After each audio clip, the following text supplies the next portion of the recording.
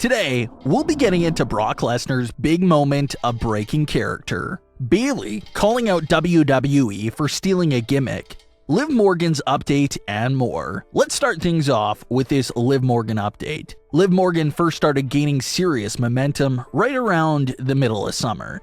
After having a strong build-up entering the Money in the Bank match, Liv went missing for 40+ days after that match. Liv would finally return and enter a short feud with Zelina Vega and Carmella. That went on for a few weeks until Liv Morgan was drafted to Raw. And after Becky Lynch wrapped up her feud with Bianca Belair, Liv Morgan was there, ready to be next in line. Liv did win a massive Fatal 5-Way match to become the #1 contender as well, so that was a big momentum moment heading into the title match. The title match itself was huge, main eventing Raw, 17 years after Lita and Trish main evented Raw with a women's title match. Liv looked impactful in the match, looked like she had a legitimate shot at knocking Becky Lynch off the top, but Becky escaped by holding onto the ropes and cheating. Sure, a lot of fans really get annoyed with cheating roll-up pins, especially in main event spots like this. But in this circumstance, that finish worked perfectly.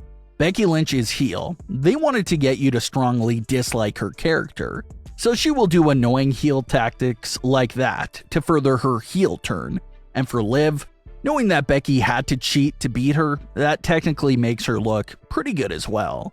She didn't get laid out by Becky Lynch or tapped out. Becky had to resort to dirty tactics just to barely escape Liv.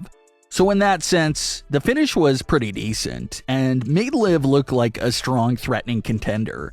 Then, Becky Lynch comes out the following week, gloats about her victory over Liv, which leads to Liv coming back out and exchanging more words with Becky Lynch for another match.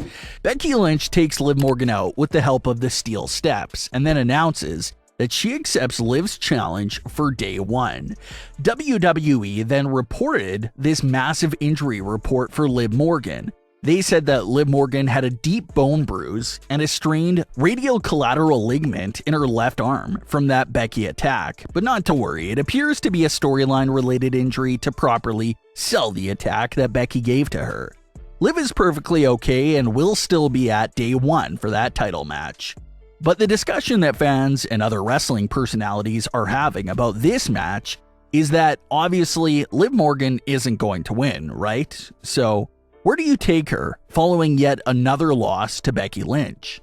She's been building this momentum for the last few months, but now she's in danger of dropping 2 straight title matches to Becky Lynch, which would be quite devastating to her momentum. If Becky cheats again or gets herself disqualified, sure, that wouldn't be the ideal finish, but at least Liv would leave that match looking better than getting pinned or submitted. If Liv can leave this feud still looking strong and appearing that she would have defeated Becky Lynch if it wasn't for the cheating, then that'll be great to keep her momentum up there. But if Liv just gets destroyed at day 1, what happens next? Will she play a big role on the roster, or will she revert to small limited roles? That's the biggest question right now for when it comes to this feud. Liv will not likely win the title, so fans are just extremely fearful to see what Liv's usage will look like after this feud.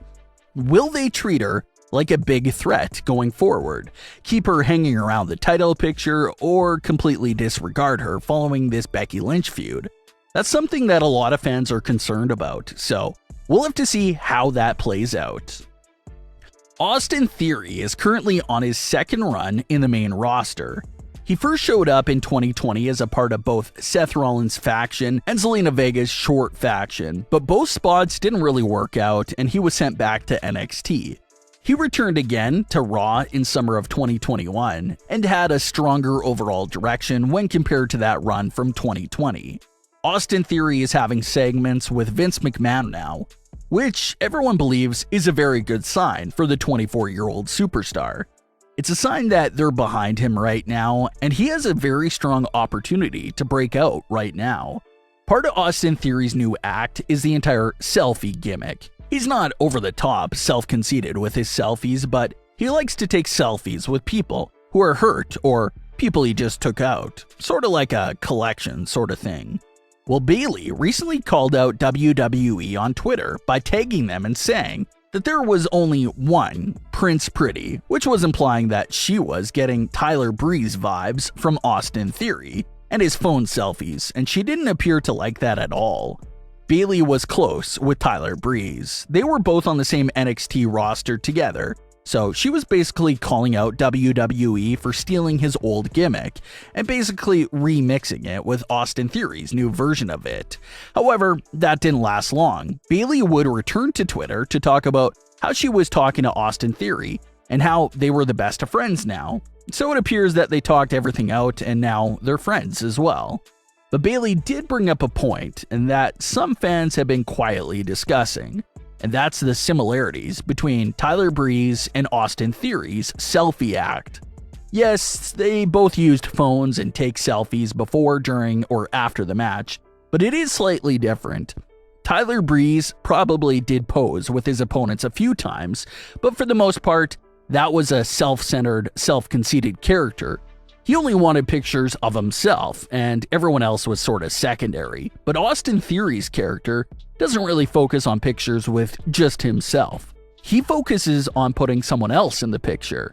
He wants to take pictures with people backstage, he wants to take pictures with opponents he's beat, or just other hurt superstars in general. So there's a lot of similarities between the two of them, but there's also quite a few differences as well. But whatever issue Bayley was having with the character seems to be squashed after talking it over with him. It was early 2020. The build-up was just starting for Royal Rumble at the time, and Brock Lesnar and R-Truth had their viral segment together. In this segment, R-Truth and Brock Lesnar legitimately cracking up laughing with everything he was saying, and that was all genuinely real. Brock wasn't aware of what Truth would say beforehand. R-Truth recently appeared on the Out of Character podcast and explained what was really going on with that moment. He had this to say, quote, "The thing about that was they didn't want Brock to know what I was going to say. I'm like, I don't know. I feel like personally, Brock should know what I'm going to say. And they're like, no, Truth. We've got a bet going. We want to see if you can make him laugh. If you can pop Brock." I knew he was going to laugh when I hit the Paul Heyman line because he thought that I was talking about him. When I hit it and he laughed, I did all I could not to laugh because laughing is affectionate. And you'll start somebody else to start laughing. When Brock laughed, I tried my best to hold it in as much as I could. That was one of the best moments right there. When we got to the back, Brock hugged me, man, and he was like, "You're funny, you're funny." It was a good moment, a good TV segment, end quote. So, there was a lot of people backstage that had a bet going on if R-Truth could get Brock Lesnar to break, and he absolutely did. Brock and R-Truth have yet to cross paths following that moment, but everyone sure hopes they cross paths again. But what are your thoughts on today's stories? Leave your comments below, don't forget to subscribe with all notifications on, and leave a like if you enjoyed. Thanks for watching, guys.